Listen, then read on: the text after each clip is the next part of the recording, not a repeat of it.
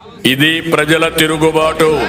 ప్రజలు గాని కండెర్ర చేస్తే మీ ఊర్లోనే మీకు పుట్టుగతులుండవు. ఈ విషయం మీరు గుర్తుపెట్టుకోండి. తెలుగుదేశం పార్టీ లేకుండా చేస్తాడంట. నిన్ను పుట్టించిన దేవుడు వల్ల కూడా కాదు. కబద్దార్, జాగ్రత్తగా ఉండమని హెచ్చరిస్తున్నా.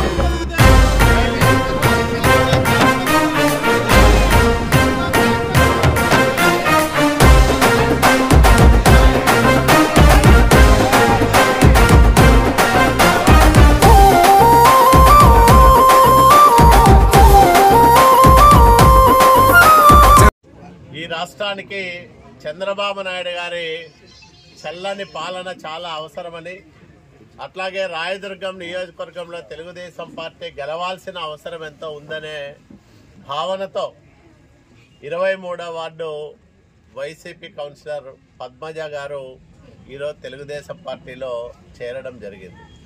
ఆమె మీద అనేక ఒత్తిళ్లు ఉన్నా మంచి కోసం, ఈ వార్డు అభివృద్ధి కోసం, అట్లాగే రాయదుర్గం బాగు కోసం, ఇక్కడ బడుగు బలహీన వర్గాలందరూ కూడా బాగుండాలనే కోరికతో ఆమె ఈరోజు పార్టీలోకి రావడం చాలా సంతోషదాయకం.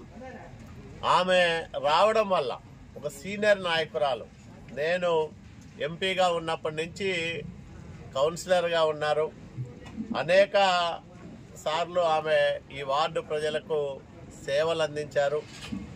అట్లాగే ఒక సీనియర్ నాయకురాలు మా పార్టీలోకి రావడం వల్ల, మహిళా నాయకురాలు అందులోనూ రావడం వల్ల మహిళల్లో పార్టీకి మరింత ఆదరణ పెరుగుతుందని నేను నమ్ముతా ఉన్నా.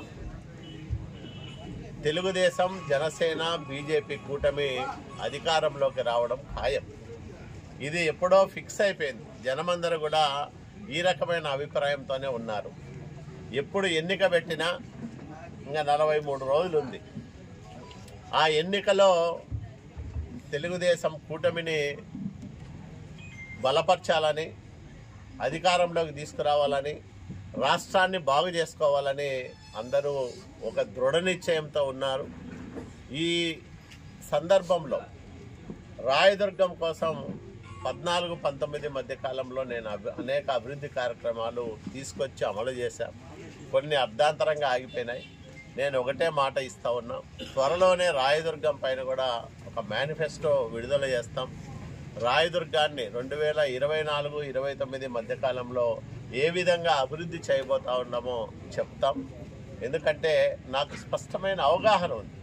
ప్రతి పల్లె తెలుసు, ప్రతి పల్లెలోనూ ప్రజల జీవన ప్రమాణాలు తెలుసు, జీవన స్థితిగతులు తెలుసు, ప్రత్యక్షంగా చూశా.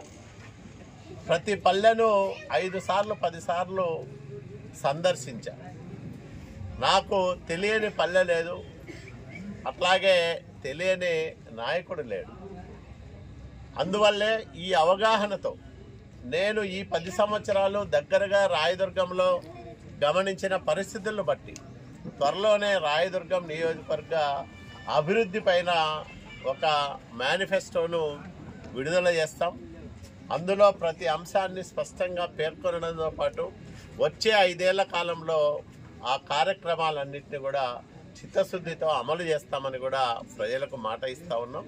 ఈరోజు పద్మజ గారు చేరడం వల్ల తెలుగుదేశం పార్టీ మరింత బలోపేతం అవుతుంది. ఆమెతో పాటు ఆమె సహచరులు కూడా కొంతమంది, ఈరోజు ఇప్పుడే చూసాం, అబ్బాయి చెప్పాడు చాలా బాధతో, యూనివర్సిటీ టాపరు డిఎస్సి కోసం చాలా ఆశగా ఎదురు చూస్తూ ఉన్నాడు. మరి మెగా డిఎస్సి అని చెప్పి దగా డిఎస్సిని పెట్టి ఎన్నికల సమయంలో అది సాధ్యం కాదని తెలిసిన నిరుద్యోగ ఉపాధ్యాయులను మోసం చేయాలనే ఉద్దేశంతో జగన్మోహన్ రెడ్డి ఆడిన నాటకం బట్టబయలైపోయింది. కాబట్టి చంద్రబాబు నాయుడు గారు ఇప్పటికే స్పష్టంగా చెప్పారు, నేను ముఖ్యమంత్రి అయిన తర్వాత తొలి సంతకం మెగా డిఎస్సి పైనే పెడతా, 100 రోజుల్లో నియామకాలు కూడా చేస్తానని స్పష్టమైన హామీ ఇచ్చిన నేపథ్యంలో నిరుద్యోగ యువకులందరికీ కూడా నేను ఒకటే విజ్ఞప్తి చేస్తా ఉన్నా, జాబు రావాలంటే బాబు రావాలా. ఈ రాష్ట్రంలో వచ్చే 5 సంవత్సరాల కాలంలో 20 లక్షల ఉద్యోగాలు ఇస్తామని ఇప్పటికే చంద్రబాబు నాయుడు గారు, పవన్ కళ్యాణ్ గారు స్పష్టంగా ప్రకటించారు. కాబట్టి నిరుద్యోగ యువతీ యువకులందరూ కూడా తెలుగుదేశం పార్టీని ఆశీర్వదించమని, సైకిల్ గుర్తు పైన ఓట్లేసి గెలిపించమని నేను విజ్ఞప్తి చేస్తా ఉన్నాను. ఈనాటి సమావేశం వచ్చినటువంటి గవర్నమెంట్ పెద్దలు శ్రీనివాస సార్ గారికి మరియు ఇక్కడ వచ్చినటువంటి జనసేన ఇతర నాయకులు మరియు ఇక్కడ వచ్చినటువంటి నా అన్నదమ్ములు, నా అక్క చెల్లెళ్ళు అందరూ కూడా మా ముందు నుంచి మన వాళ్ళందరూ కూడా ఈ పార్టీలో ఉండడం జరిగింది. నేను కూడా మొదటగా కౌన్సిలర్ అవ్వడం కూడా టీడీపీ పార్టీలో నుంచే కౌన్సిలర్ అయినాను. ఇప్పుడు ఇక్కడికి వచ్చిన వాళ్ళందరిలో కూడా మా బంధువులు ఎక్కడైనా కూడా అన్ని చోట్ల పల్లెల్లో కావచ్చు, ఈ రాయదుర్గ నియోజకవర్గంలో కావచ్చు, అన్ని చోట్ల కూడా మన టీడీపీలోనే ఉండడం జరిగింది.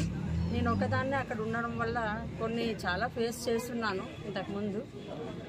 అవి అన్నీ తలుచుకోకూడదు, కానీ ఇప్పుడు ఒకటే చెప్తున్నాను. సార్ చెప్పినట్టుగా మన రాయదుర్గంలో సార్ని గెలిపించుకొని మన రాయదుర్గం ప్రజలందరికీ కూడా మంచి జరిగే విధంగా పాలన జరిగితే చాలనుకుంటాను. ఇంకొక విషయం ఏమంటే, ఇప్పుడు నేను వచ్చినప్పుడు కొంచెం మా వాళ్ళంతా, మా కౌన్సిలర్లు కావచ్చు, మా చైర్మన్ కావచ్చు, వాళ్ళందరూ కూడా బాధపడినారు. ఎందుకంటే మేము ఎవరితోనూ విభేదాలు పెట్టుకోలేదు, అందరితో కలిసిమెలిసి ఉన్నాము. కాబట్టి అది కూడా కొంచెం బాధ అనిపించింది. కాకపోతే ఒకటే అనుకున్నాను, మంచి కోసం మనం ముందుకు వెళ్ళాలి అని.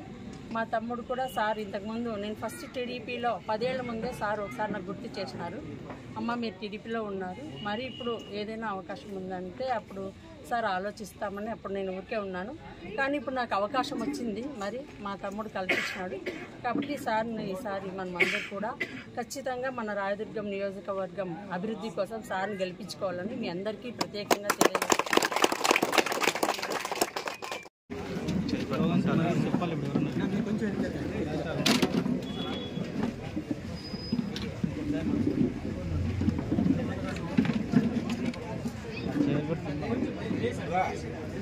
చైర్